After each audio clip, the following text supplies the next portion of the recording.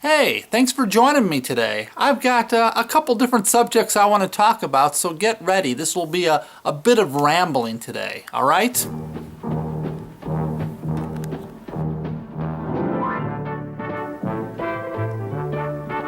Well, hello there. Old man Kelley here, Jeff to my friends, and you know you can call me Jeff. So how's everybody doing out there? I'm doing okay. I've got a few things to talk about today. I'm going to do a little rambling. I hope you don't mind it. The ramblings of an old crazy man, but here I go. First thing I want to talk about is the game of YouTube. I can't play the YouTube game. It just doesn't work for me. It just seems wrong and phony. What game am I talking about? I'm talking about the I'll subscribe to you as long as you subscribe to me to get our subscriptions up. It's the thing on YouTube, I guess. I've been looking around. You know, you can go to somebody's channel and you can read the comments. And if you read the comments, it's constantly, I subscribe to you, you're going to subscribe to me. We're not going to watch each other's video, of course, but we're going to subscribe just to get our numbers up. Am I the only one who sees how wrong that is? If somebody subscribes to me or even leaves a comment on my video, I instantly go to them to see if they're doing videos and check out what they're doing. And if I like them, I subscribe. But if I don't like them or whatever, I'm not going to subscribe. The subscriptions are for people's videos that I want to see. It's a silly game that people are playing. And here's the thing.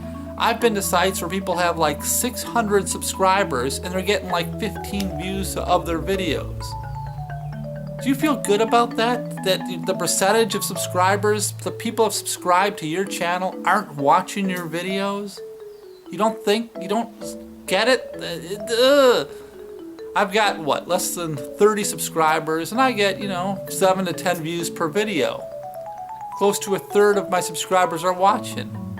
To me, that's better than having 1,000 subscribers and getting 20 or 30 views. I don't know. It's a game. It's a silly game that I'm not going to play. And I probably will never be successful on YouTube. I'll be happy with my 7 views that I get per week. That's fine with me. Same thing happened on iTunes. Somebody left a review, a good but generic review. And then he sent me an email saying, look, I left you a review. You're going to leave me a review? So I went to his podcast, and it was some badly done, money-making, marketing podcast. And I listened to about a minute and a half of it, and I was like, no, this is something I'm never going to listen to. It's not very well done. I'm not going to leave him a comment at all. And I'm not the kind of person who's going to leave a negative comment, so I didn't bother. And then about a week later, I noticed he took away his comment from iTunes, which is fine. Because if you're not going to listen to me, why comment? It's phony. The second thing I want to talk about is getting things done, accomplishing things, following through on what you've started.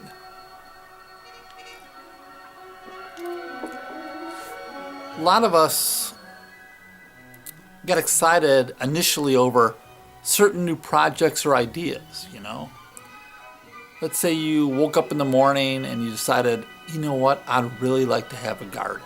I would really like to plant my own vegetables and pick my own tomatoes and radishes or whatever you want to grow. And it sounds like such a good thing to do. And you get motivated and you go out to the local Ace Hardware and you buy, dirt and seeds and a trowel or shovel and rakes or whatever you need to do gardening. And you find a little section of land and you build a frame and you get it all tilled with soil and you plant your seeds in nice rows. And then the fall comes around and you've got this big mess of weeds with some vegetables in there, most of them half-eaten by squirrels, and you haven't been out to even look at it in 2 months. In my opinion, you have to ask yourself, is gardening really for you? Was it you actually have it within you to create a garden? Or was it just the idea of having a garden that sounded great, but in reality it's just not something you're going to do?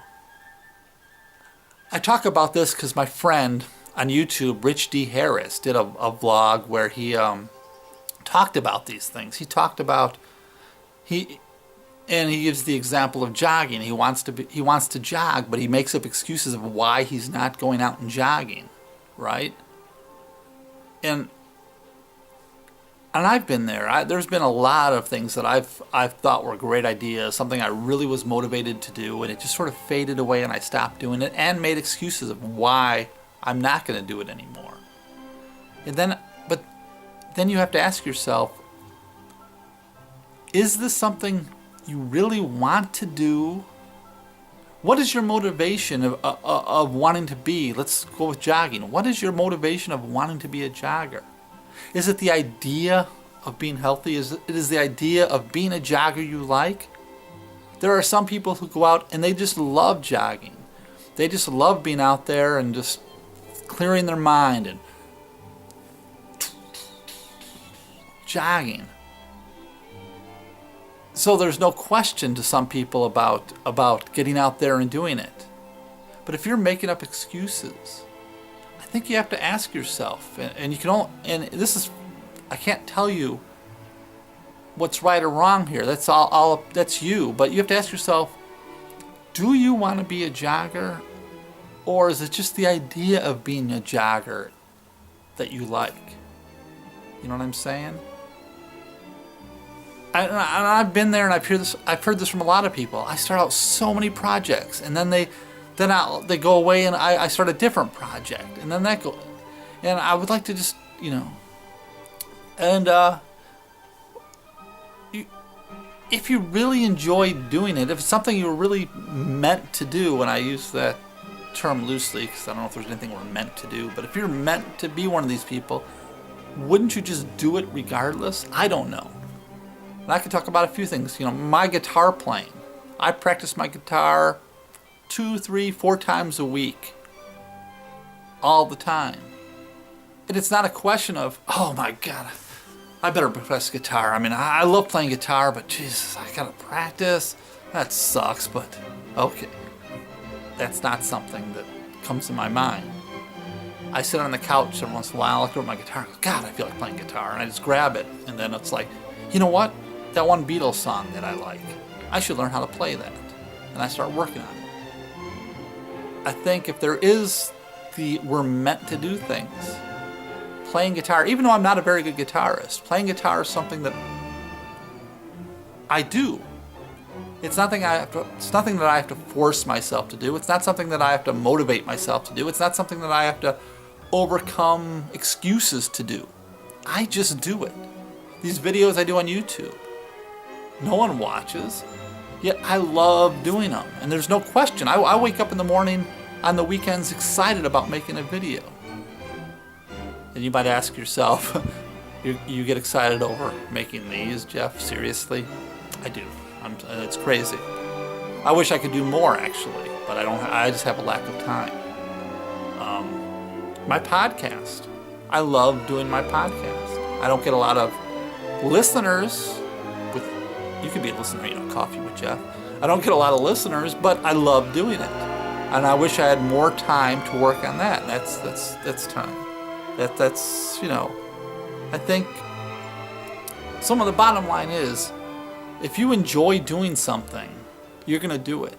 And if you're not enjoying it, then what's the real reason you want to do it, right?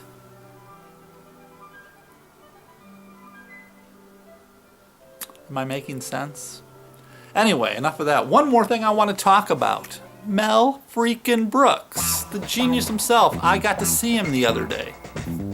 It was sort of a birthday, Father's Day present for my daughter. We went to the Chicago Theater, which if you've never been is a beautiful theater. Me, my daughter, and my wife went there. We got to see Blazing Saddles on the big screen with a crowd of people who love Blazing Saddles, which was remarkable in itself.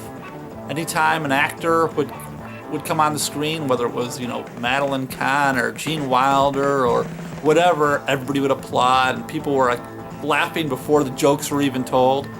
It's an amazing thing. A movie like Blazing Saddles is half the movie. It really is when you see it on TV, or heaven forbid you watch it on your iPhone. You see it in the theater, it's a totally different experience. And Mel Brooks came out after the movie, and he talked to the audience, did a little question and answer thing, and he even mentioned that when he made his movies, it was the idea of a group of people all in the theater watching it together. And he goes, I've seen some people watch Blazing Saddles on their phone. But anyway, just seeing Mel Brooks in person was amazing to me. I've had two amazing experiences with seeing people. First of all was when I had really good seats to see Roger Waters do The Wall. And I've been a Pink Floyd fan since Dark Side of the Moon. I've listened to all the early stuff. I know Pink Floyd's catalog backwards and forwards. I've heard all the bootlegs and everything. So when I was seeing The Wall and I was up front close and suddenly there was Roger Waters right in front of me, I'm like, when you've been listening to somebody's music for 30, 40 years and suddenly the man who wrote all that music and sang a lot of it is standing right in front of you, goes, that's the guy. Mel Brooks was the same way. I'm like, he's sitting there on stage, and I'm sitting there going, that's the man who did Blazing Saddles. That's the man who did Young Frankenstein. He wrote for your show of shows back in the 50s. He's done amazing work. And he's still, close to 90, and he's still pretty sharp.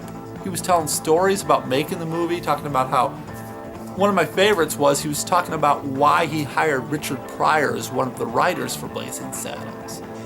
And that's because he knew he had to use the N-word, which I won't say here, but he hired Richard Pryor to make sure his use of the word was okay. So he said he told Richard Pryor, I'm going to hire you as a writer, but you don't have to write a thing, nothing at all. All you're here for is whenever we're going to use the N-word, we're going to point to you and you say yes or no. As long as we have you saying yes, then we know it's okay. But he did say Richard Pryor ended up writing all the Mongo scenes. For some reason he loved Mongo. Anyway, I've rambled on. I've talked way too much today. This is Old Man Kelley. Thanks for watching. I'll be back soon, alright? Bye.